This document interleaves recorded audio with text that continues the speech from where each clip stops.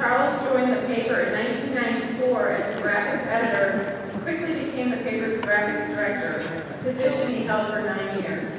Then he went on to become the paper's design director for news before leaving in 2006 to become the art director of National Geographic magazine. Charles often appears on MSNBC's Morning Joe and has appeared on Andrea Mitchell Reports, Hardball with Chris Matthews, CNN's American Morning, Headline News, Fox News' Fox and Friends, the BBC, and Al Jazeera, as well as numerous radio programs. He graduated magna cum laude from Grambling State University in Louisiana, where he received a BA in Mass Communications. He lives in Brooklyn with his 3 children. Please help me give a big South Carolina welcome to Charles as he brings this morning's keynote address.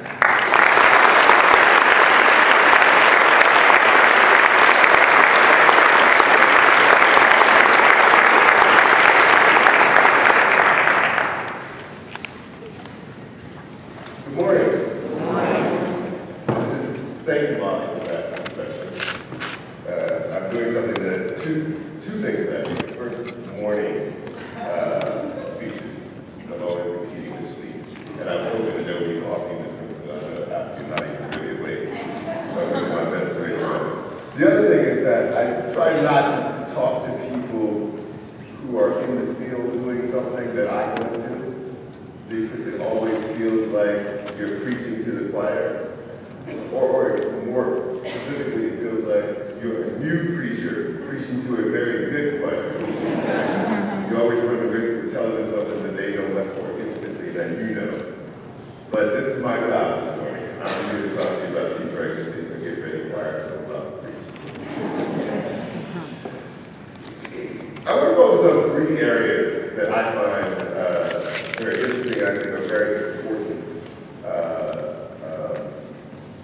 and currently relevant to the prevention of teen pregnancy. One starts with a bit of good news. In February, both the CDC and the Guttmacher Institute reported that we have reached a 30-year low in the number of teen pregnancies in America.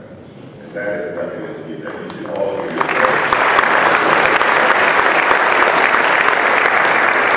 As the New York Times reported, in 1990, when the rate was at its highest, almost 117 out of every 1,000 girls in America between the ages of 15 and 19 became pregnant.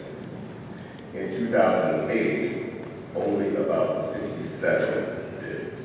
And among young women who were younger than 15, the rate dropped even more than that.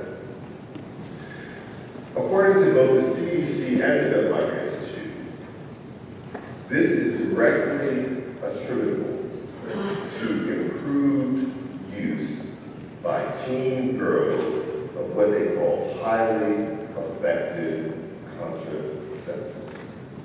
That is, implants, pills, injectables. There's been some drop in sexual activity, but that did not account for the drop in teen pregnancies. Girls were taking control of their bodies and using contraceptive in smarter ways. They had more knowledge about it or access to it. That is why our current focus in the national debate, particularly the presidential debate about contraception, is magnetic. In October, the sex-obsessed Rick Santorum, who I call Little Ricky,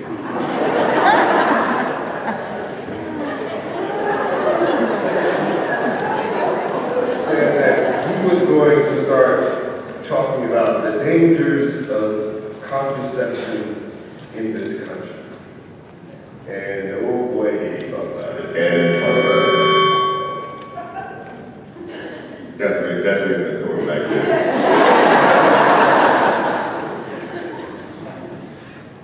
I started thinking that contraception was going to solve the debt crisis and bring us out of recession. There had to be some other reason that this was part of the national debate. But no, that was just it.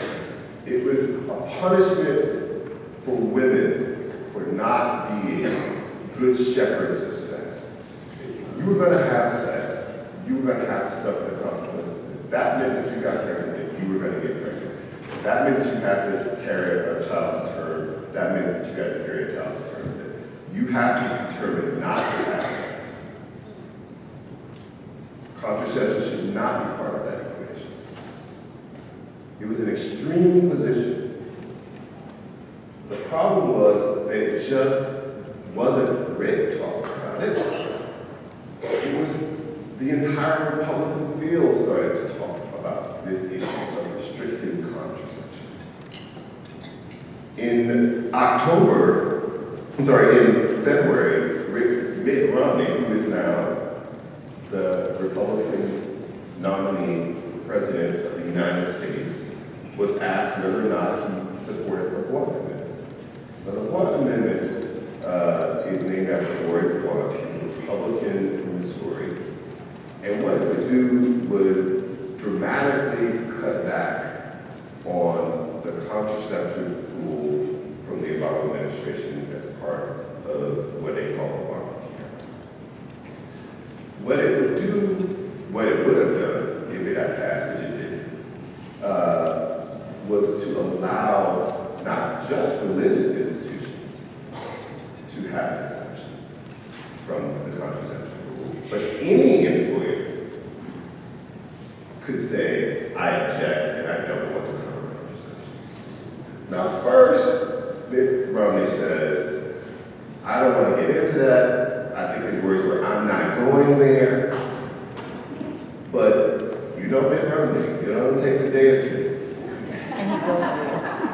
The pressure came, and Mitt was then saying the exact opposite of what he had said before, which was, of course, I support the Blunt Amendment. So this is the same man who in March said of Planned Parenthood, oh, we're going to get rid of that. This is the same man who, when asked to comment on the awful things that Rush Limbaugh had said about Sandra Fluke, who is a birth control advocate and Georgetown law student. Limbaugh had called her a slut for wanting to have contraceptive coverage. He had said that if you're having that much sex, as if it takes that much sex to get pregnant, if you're having that much sex, we want you to post videos so we can see what we're paying for. Romney's asked to comment on that, and what Romney's response was, well, it's not the language that I would have used. That's it. No rebuke. It's semantics. Word choice. And the problem is that it's not just the presidential campaigns. It has now willed its way down into the rest of the political structure.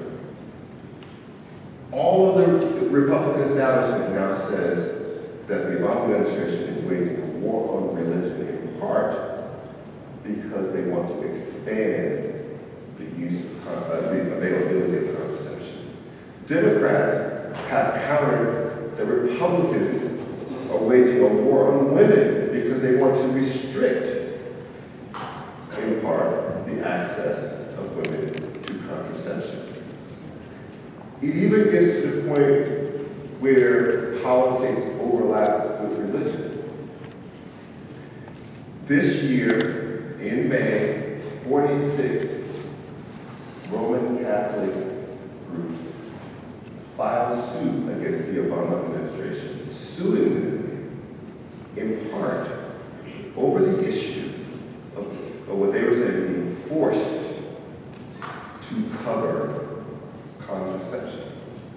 Now, the strange thing about that is the same month they filed suit, the Gallup polling organization released a poll that said that 89% 29% of Americans found contraceptive use morally acceptable, and 82% of Roman Catholics in America found contraceptive use to be morally acceptable.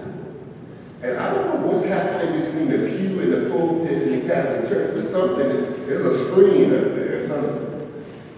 Because what Catholic people actually practice and what is coming from the pulpits in Catholic churches is a very different message. Americans do not have a problem, including Catholics, do not have a problem at all with contraception.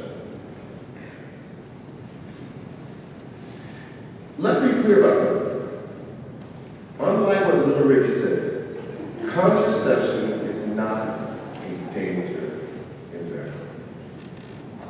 In fact, contraception, easily accessible contraception, particularly by young people without having to get permission from a parent, is good for America. It is good for us today, and it is good for American prosperity. There's a direct line in the data from contraception, use of contraception, to this drop in teen pregnancy.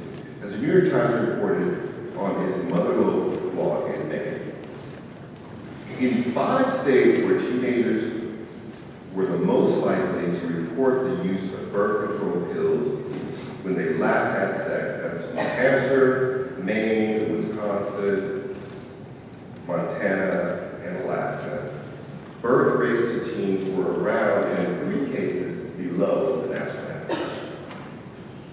Those states are also among the states with the least restrictions surrounding teens obtaining birth control without a parent's permission. Of the 5 states with the highest rates of pregnancy among teens, 3, Texas, Oklahoma, Mississippi, they restrict the ability of minors to access contraceptive health. And 4 of those states, those 3 plus Arkansas, stress abstinence in their sex education. We should all be able to agree that teen pregnancies, teen births, abortions to teens are not desirable outcomes for our young people. And one of the easiest ways to prevent that is to make contraception easily accessible to young people. And this is not to say that we encourage you to go out and have sex earlier. And in fact, the research on this doesn't even support that point. That is always the knock, is that if you give people access, or if you give sex education, that children will have sex earlier. It is exactly the opposite. Research shows that talk to children about sex, they delay their first sexual encounter longer than kids who are not talked to about sex. Giving them the tools to protect themselves and protect their futures has nothing to do with giving them permission to have sex. It simply says, we love and value you enough that if you choose to become sexually active before the age that we would choose it for you, that we want you to be safe. That is all it says.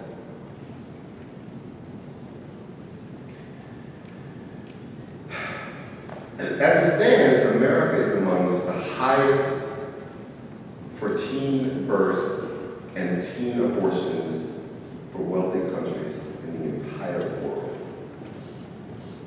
Even though American kids are not the most sexually active kids among wealthy countries. Denmark has that. It's fun in Denmark. But our teen birth rate is 5 times higher than Denmark's.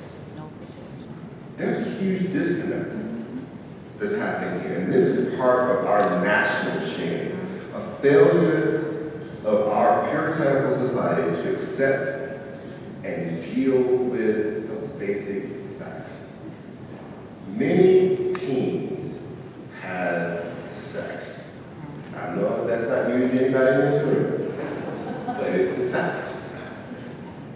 How often they have sex, when their first engagement with sexual activities, how safely they have sex, has everything to do with how much knowledge and support they have. Crossing your fingers and hoping that they don't cross a line is neither intelligent or effective when it comes to preventing teen pregnancy.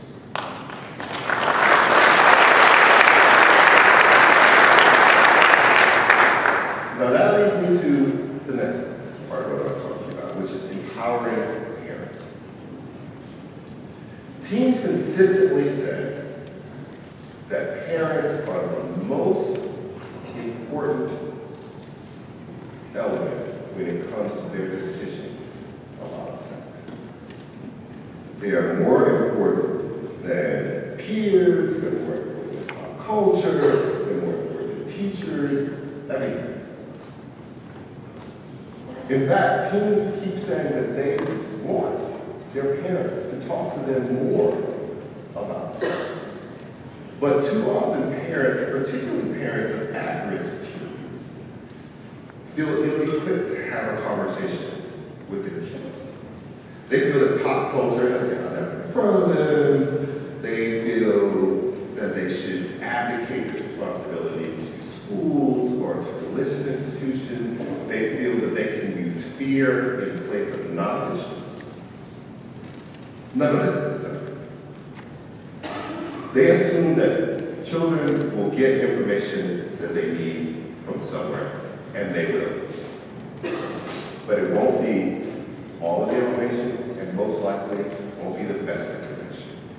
Nothing replaces you sitting down with your child that you know, that you have raised from the baby, and saying, I want to talk to you about something that will stay with you for the rest of your life. That's credible. You don't have to be perfect as a parent to have that conversation. You don't have to have waited until you got married to talk to your children about waiting to have sex. You don't even have to have ever been married to talk to your children about sex. Your children don't expect you to be perfect. They expect you to be honest. They expect you to be supportive. They expect you to be there for them. I'm a single dad. I have 3 teenage kids, 2 boys and a girl. I had to have this conversation with my kids, my son first, because he's 18 now, he's graduating from high school on Tuesday.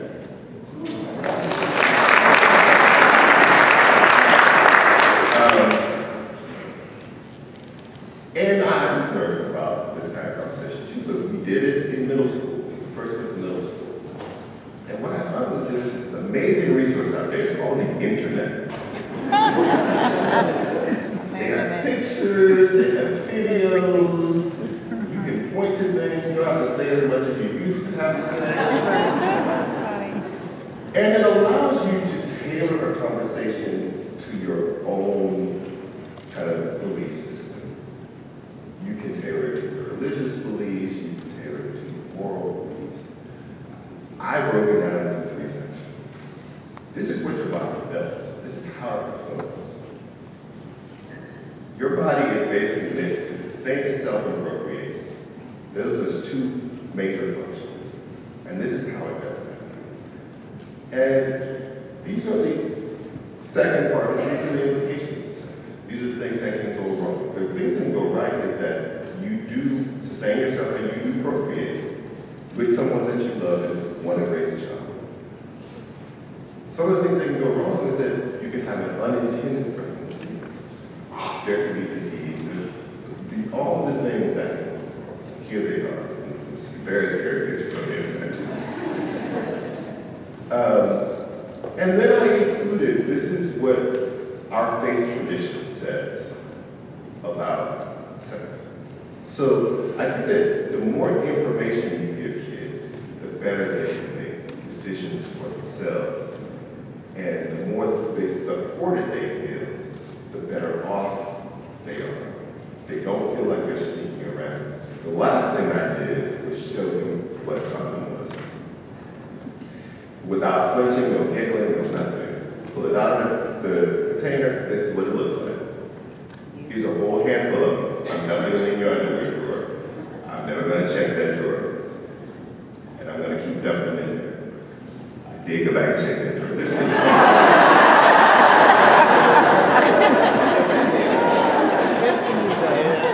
But I did want to make sure that he never felt embarrassed about it, that it was always available to him.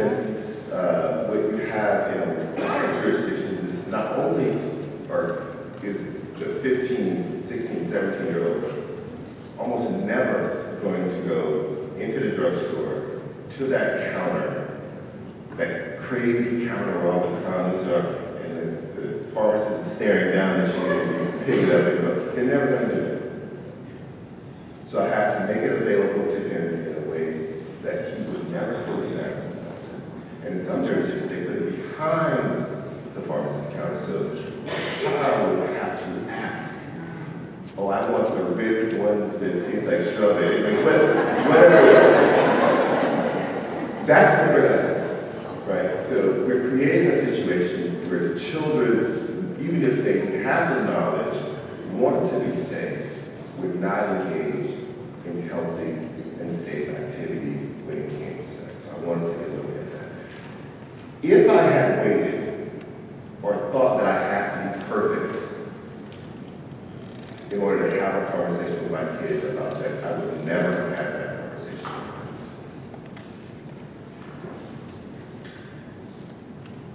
Now, the last thing I want to talk to you on this front is about empowering children. And it's about empowering them to make informed decisions about love and sex and reproduction. It's about helping them to value themselves and to feel worthy and loved. You have to teach a child that you can't give love until you know love. You can't correct a life of longing by bringing another life into the world. We have to show children, and girls in particular, a vision of the future in which they are not just valued, but valuable. Valuable to themselves, valuable to our families, valuable to our society. We have to engage them educationally and with extracurricular activities. Lack of hope is the most damaging and corrosive thing in any culture. There's so many things that a child can do with a life if they know what it will be when they grow up. I have never met a little kid who didn't want to be everything. I've never met a little kid who didn't want to learn everything. And somewhere along the way, they lose that hope and that sense of possibility that everything is possible to them. They forget this kind of basic human instinct that you can do it if you try. And every child for whom that happens is in danger of doing something that we don't want them to do. Every child for whom that happens is in danger of making a mistake that they cannot easily undo. You must keep them engaged. Keep showing them their value. and keep showing them examples of who and what they can become and how you get there. And one way you get there is that you don't start a family before you have completed your own educational track. One way you get there is you don't start a family before you start a career.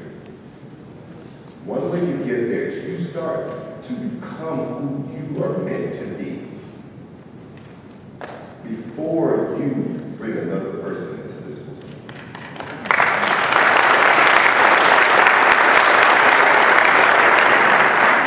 What we know about teen pregnancy is that it is a leading cause of high school dropouts. In fact, only about 51% of young women who become mothers as teens get a high school degree by age 22, when other young women are getting a college degree. And the number is even worse for the growth segments of the population, that is, Hispanics and to a lesser degree, African Americans. In fact, if you look at those very encouraging numbers that we were talking about before, 30-year low, you look at the Hispanic population of young girls, and again to a lesser degree, African Americans, the numbers don't look as good.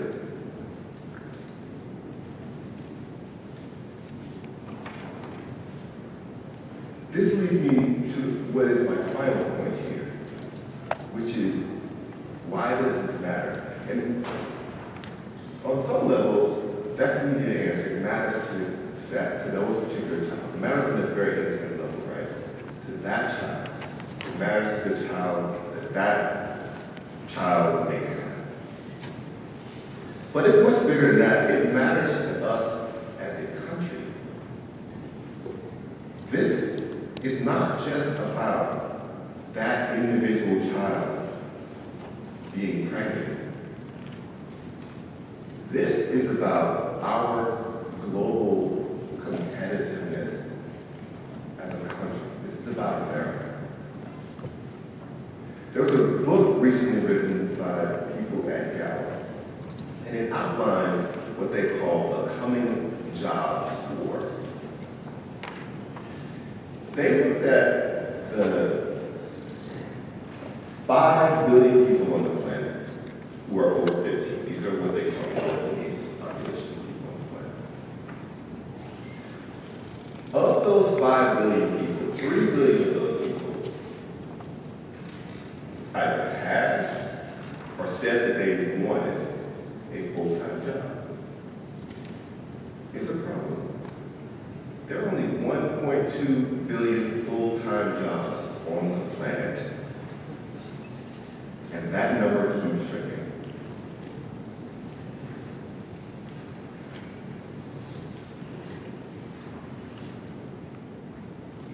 When you think about why that's happening, some things you don't even process. It is, there are now more self-checkouts in the grocery store than there are people. It takes 20 minutes on a call to get to a real person because everything's automated. I don't know how many of you have Angry Birds on their iPhone, but Angry Birds is now, I read, valued at $1 billion as a company. They're not making Angry Bird applications every time somebody buys one. It's done. How many people do they have employed at the Angry Birds company? 100? How many people did it take to have a company of $1 billion valuation 50 years ago? 100,000? You know, they're not making automobiles. There's nobody standing on a line turning a wrench to make a product every time somebody buys it. These are not manufacturing jobs. You just had Facebook. One of the most successful IPOs, well, successful on that first day, but successful IPOs in American history. How many people is Facebook employ? There's more money, but fewer jobs. And that's going to continue to shrink as we go from computers that take the size of this room to computers that fit in the palm of your hand.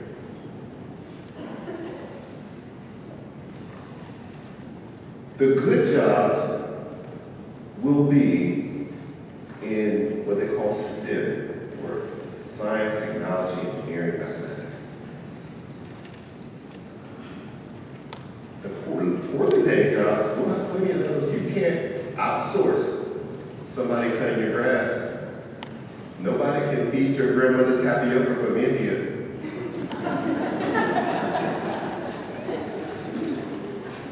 But they can do your mathematics from India. They can do the scientific work from India.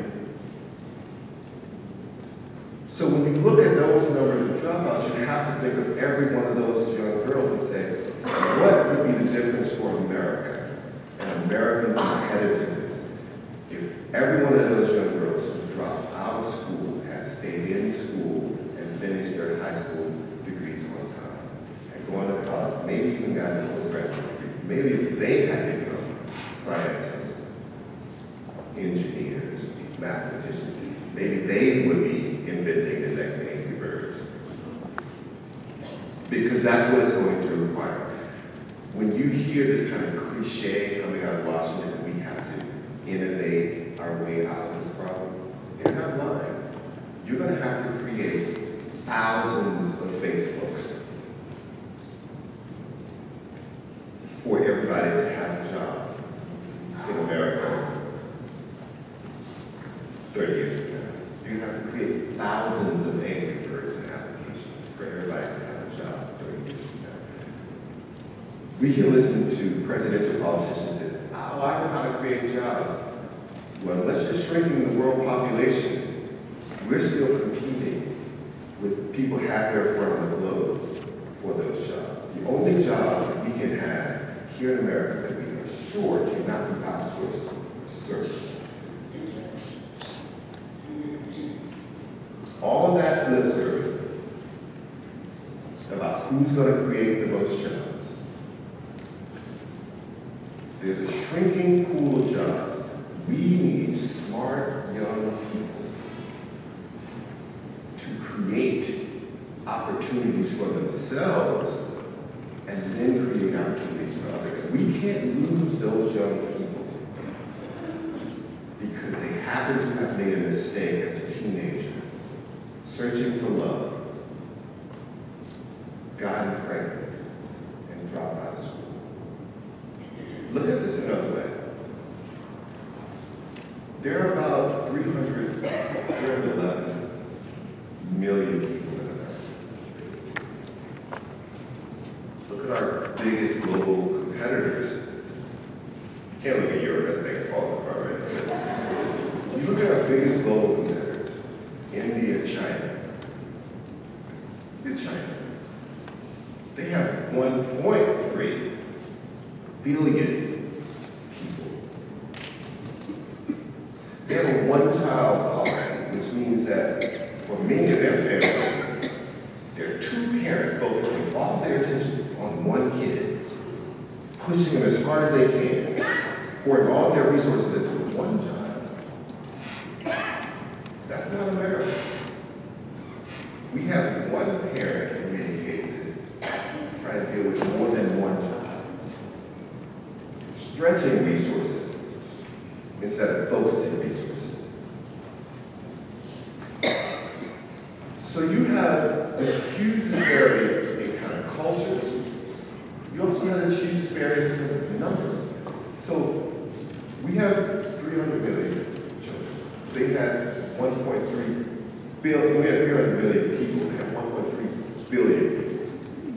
Let's just assume that the top 20-25% of their students are their honor students. That's fair, right?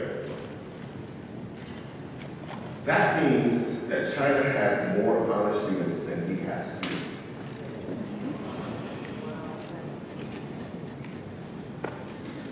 When you look at it that way, you didn't realize that we don't actually have students to waste.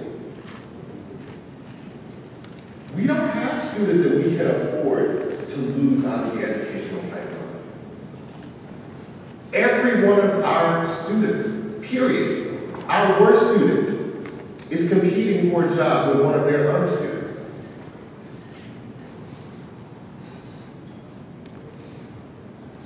We can't allow that young lady to be in a situation where she has to make the most difficult choice of her life. Whether to stay home and take care of her child, or continue education that might take care of her. So why does this matter? This is not just because it matters on this intimate level of this child and the child she had. This matters for us. This matters to America. This is about whether we can continue to be the country that we see ourselves as, or not. That's why the work that you are doing is critically important. That's why those 13% drops that Forrest was talking about, hopefully you get that number down to nothing.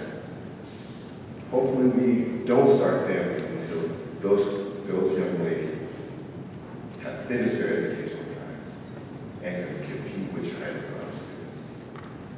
Thank you very much for having me here this morning.